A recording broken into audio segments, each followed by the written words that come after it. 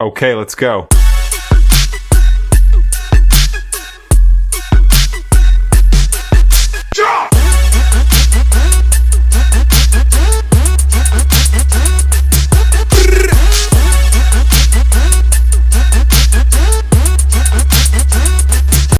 Então, gente, bom dia para vocês aí, bom dia mesmo. Para mim aqui já é quase 11 horas da manhã. Só que a diferença de fuso horário dá um lag, né? Então, assim, para mim eu tô acordando no meu corpo, na minha mente, eu tô acordando 6 horas da manhã, foi antes das 6.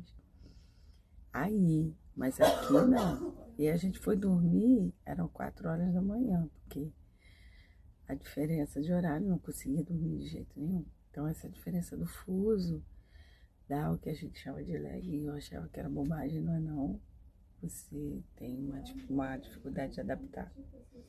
E outra coisa é a questão da língua, né?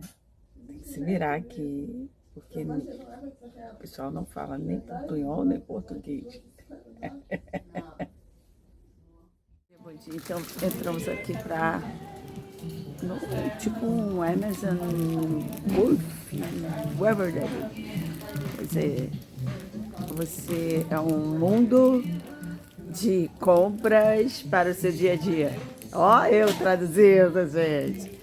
E aí a gente está catando coisa para tomar café da manhã, porque ao contrário de Portugal, aqui a alimentação não é muito barata. Quer dizer, é barata em comparação, né, ao Brasil, mas nas Europas, né, não é muito barato. Então a gente está aqui, olha, esse biscoitinho aqui é uma delícia. Ele tem um gostinho de canela, né? E lá onde meu filho trabalha, eles servem um café e dão um biscoitinho desse, né, para degustar.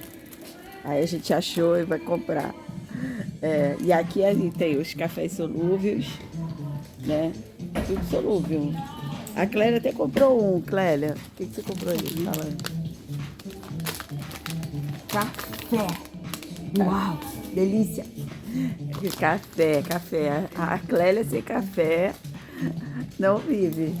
Até eu, gente, eu vou ter que aderir, porque aqui é muito frio. Então eu vou tomar um cappuccinozinho quentinho, um chá quentinho.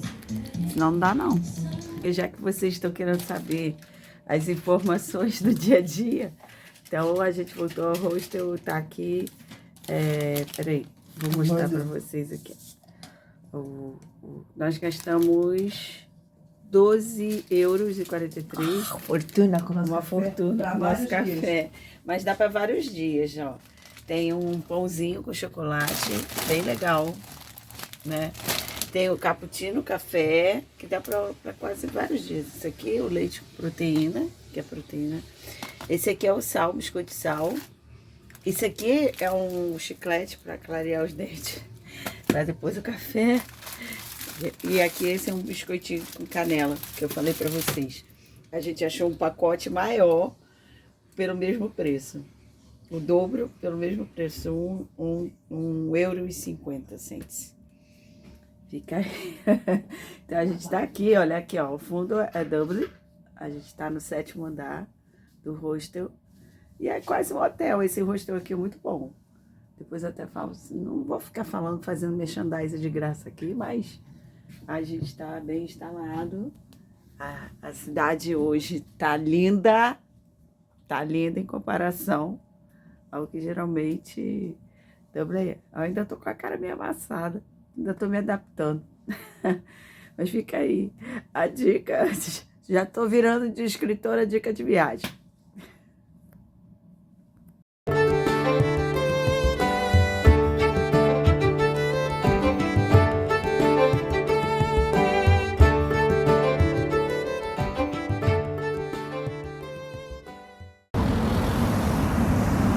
Olha, a gente não sabe muito direito dos lugar, mas que jardim lindo, né? Independente de que lugar seja. É o Centro Internacional. Aí a gente está andando pelas ruas da Irlanda. Considerado que hoje gente ri porque a gente é somos do verão, né? Aí vocês até desculpem que a gente está na rua, tem muito barulho de passar. E o que a gente quer é que nessas visitas que a gente faz é sempre procurar, como lá em Lisboa, nós fomos na casa de uma pessoa, na Fundação Saramago, então pessoas que têm ligação à escrita, e aqui na Irlanda não é diferente. Nós vamos estar visitando um jardim famoso, e falar sobre o escritor Oscar Wilde, que foi precursor da escrita de sua época. A gente vai contar um pouquinho mais sobre ele quando chegarmos lá à estátua.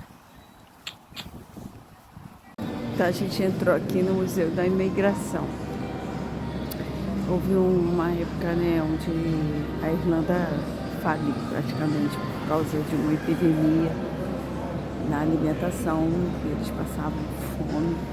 Então, assim, muitos irlandeses saíram desse porto aqui, foram principalmente para os Estados Unidos.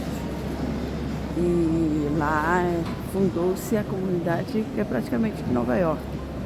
Se fundou exatamente dessa saída dos irlandeses daqui, que foi uma epidemia, uma praga que teve nas batatas, que era a principal fonte de alimentação da Irlanda. E aí a gente inclusive vai mostrar que existe umas estátuas relembrando essa época, e aqui nesse local aonde saía, que é chamado Museu da Imigração, que era um porto, né? Ali é o rio, tem um rio logo à beira desse grande monumento que eles reestruturaram e transformaram num shopping, né? É um shopping, tem umas fotos, umas imagens, eu vou ver se eu consigo mostrar para vocês.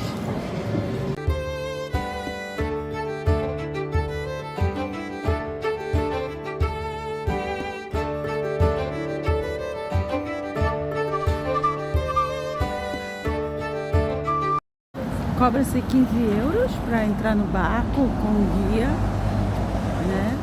Que a gente, né, tá nessa viagem na aventura. Então, nós somos mochileira, eu e a Clélia, então a gente tá segurando a onda, mas dá para vocês verem o barco, né? Então, como eu tava contando para vocês, que a valorização da história, mesmo que ela não seja feliz.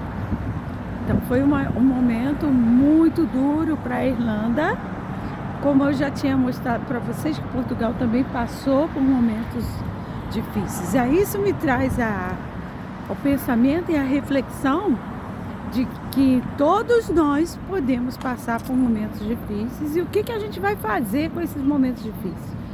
Vai gerar deles a derrota? Ou vai utilizar isso como força motriz para crescimento e vitória? Então, esses dois países que a gente está viajando e conhecendo pessoalmente, eles me trouxeram essa reflexão, que eles estão usando aquilo que foi ruim da história deles, que foi triste, como uma força motriz para o crescimento. Então, hoje a Irlanda é um dos países com o ITDH de maior crescimento europeu, muito bem falado. O brasileiro está vindo para cá direto para poder crescer, desenvolver. Mas talvez se o nosso país a gente fizesse a mesma coisa, valorizasse nossos problemas, as nossas dificuldades e usasse isso como força motriz para crescimento, eu acho que talvez a história seria diferente, né, de muitas pessoas saírem dos seus países para ir para o Brasil, para crescer, desenvolver e ganhar dinheiro, vencer na vida, vamos dizer assim. Fica aí a dica.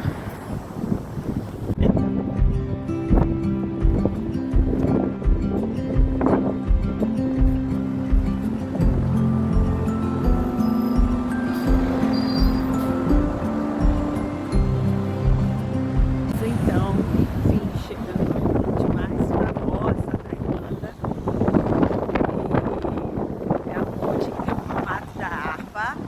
Uma harpa que a gente vai lá no museu para poder conhecer.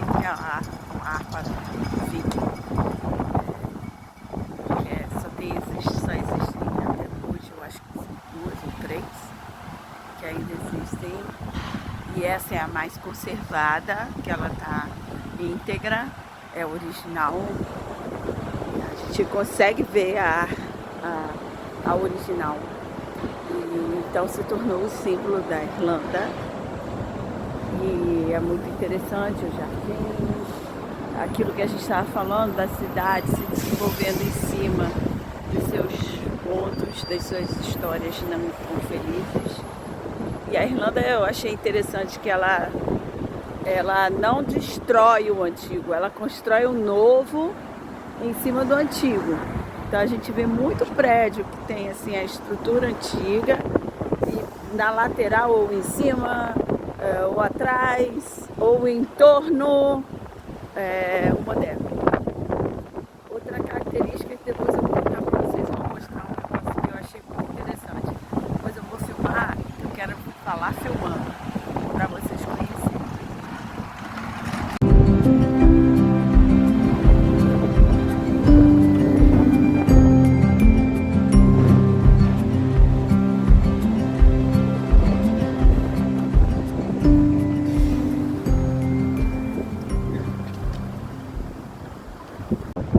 Então aqui, olha, estou eu, né, atravessando a ponte mais fotografada da Irlanda.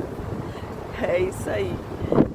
Eu vim pra cá para conhecer o local onde meu filho resolveu construir essa nova história de vida. E as histórias são feitas pelas pessoas e não pelos objetos. Os objetos apenas são símbolos de lembrança, mas as histórias são construídas pelas pessoas. Fica aí a dica.